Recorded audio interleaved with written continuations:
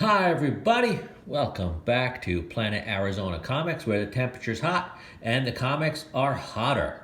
What we've got for you today is a special year end look back at the top 10 acquisitions of 2020. And it's kind of strange to be thinking of 2020 in any kind of good terms. 2020 has been such a bad year for so many people, but I know a lot of people, including myself, picked up a lot of really good books this year. I don't know if it's because more people were selling this year, selling at a better price. More people had money because of the COVID stimulus. More people just had time on their hands because they weren't working and they were, going on eBay and shopping for themselves. But anyway, I've got top 10 plus one acquisitions of 2020. Let's get into it. As you can see, number 11 is Captain America number 110. This is a classic Jim Steranko comic cover. And I don't know if you can see, I'm going to zoom in a little bit. That one is signed by Jim Steranko. It's one of the only, in fact, I think it is, the only comic book I've ever bought signed. And, I've done my homework. And if that's not a Steranko signature, whoever did that did a really good job. So kudos to you if you faked it. But I think it's the real thing, and I think it's really cool. Number 10, I showed this to you just a few weeks ago. I bought this on Halloween night. Got a lot of four for about $60. This is a Dave Stevens cover to Elvira's House of Mystery, number 11. This is the final issue.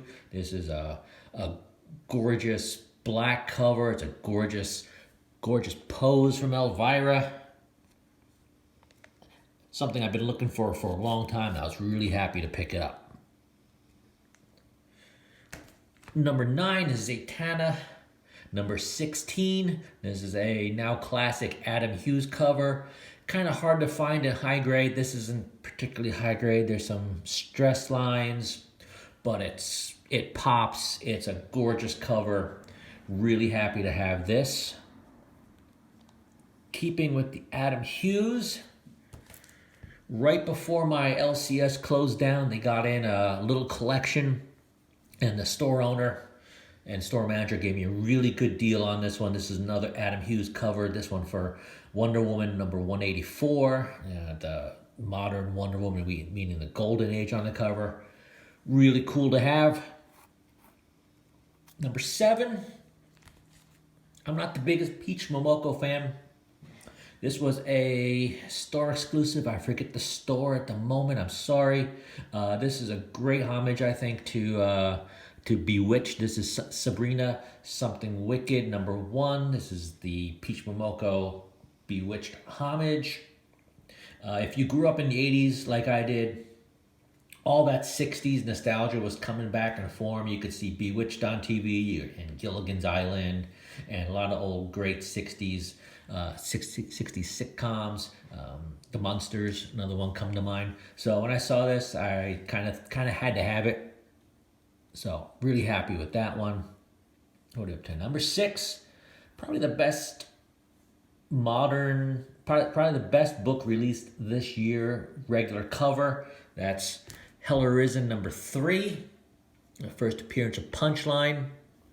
If 2020 was the year of Peach Momoko, you can also say 2020 was also the year of Punchline. So another great hookup by my LCS. They had ordered a couple more. I was shut out original week of release. They'd ordered a couple more that were coming in, and they hooked me up. So when the shop treats you like the way they treated me, keep going back and supporting them, because good comic shops are hard to find. Number 5? Number 5 on the list. This was the very first big pickup of the year. This was Silver Surfer number 3. This is the first appearance of Mephisto. Not the highest graded quality, or not the highest quality, because a lot of square bound covers, a lot of them have spine damage and rips, and this one has a good rip up to about here. So anyway, not complaining at all. Got it for a good price. It's a classic cover. John Buscema, who went on to do Conan. First big pickup of the year. And comes at number 5, so keeps getting better from here. If you saw my, what was it called? My latest unboxing. I don't have too many unboxings, but I had a latest unboxing, and that was Ghost Rider number 1, 1973. I don't have the funds to be purchasing his first appearance, so why not go for the next best thing? Maybe if not his second appearance, which is criminally undervalued and might be the topic of another video to come. Why not get his first number 1 issue, his first solo issue, first number 1 solo issue? So some not spine damage, some cover damage up here. Again, don't care. Presents beautifully.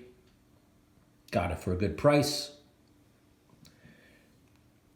Possibly the best variant cover of the year. This comes in at number 3. This is the incredible John Tyler Christopher Wolverine number 1, the C2E2 version exclusive. It's limited to 3,000. It was split between C2E2 and what would have been Emerald Comic Con. It's one of the best Wolverine covers in my opinion, and even seeing it in person, the video image doesn't do it justice. Bought it for $60. I think I done pretty well on that. Coming in at number 2, I'm gonna have to move this back or move the camera back with some IRS refund money. Got myself, let's see if I can move you back a little bit. I think that will, maybe like that, yes. This is Batman 251, classic Neil Adams Joker cover. In my opinion, the best, outside of Golden Age, this is probably the best Joker cover there is.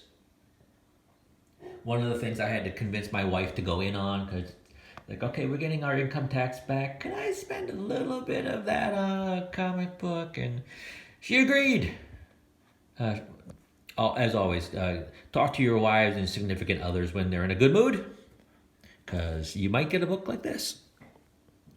And coming at number 1, the top acquisition of 2020, and probably all time, in my life anyway, X-Men number 1.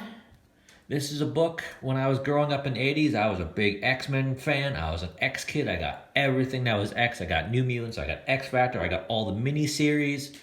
And growing up, I said, one day, I'm going to get myself an X-Men number 1. Now, it's low grade, it's a 1.8, but low grade is better than no grade.